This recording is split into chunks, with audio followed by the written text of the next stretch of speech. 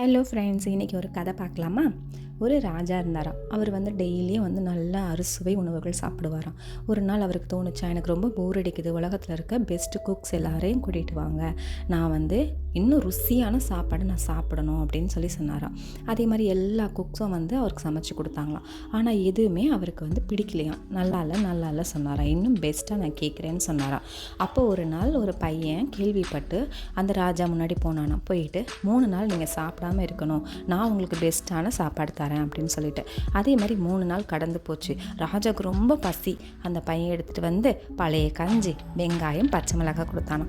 அதை சாப்பிட்டுட்டு அருமையான உணவு அப்படின்னு சொல்லிட்டு அந்த பசி அடங்கினதும் ராஜா அந்த பையன் மேலே ரொம்ப கோவப்பட்டாராம். நீ எப்படி இப்படி பண்ணலாம் அப்படின்னு சொல்லிட்டு, நீ என்னை ஏமாற்றிட்ட அப்படின்னு சொல்லி. அப்போ அந்த பையன் சொன்னான்னா, நம்மளுக்கு எல்லாமே இருக்கிறதுனால அதோட தேவை இல்லைன்னும் போது அதோட அருமை புரியாது. நம்மளுக்கு அந்த தேவை வரும்போது தான் நம்மளுக்கு அந்த கஞ்சி கூட ரொம்ப அமிர்தமாக தெரியும் அப்படின்னு சொன்னானாம். ஒரு பொருள் நம்மக்கிட்ட இல்லாதப்போ தான் அது அருமை தெரியும். அது ஃப்ரெண்ட்ஸாக இருக்கலாம், இல்லை உணவாக இருக்கலாம், ஏதோ ஒன்று இருக்கும்போது அந்த பொருளை நம்ம உதாசீனப்படுத்தக்கூடாது. தேங்க்யூ.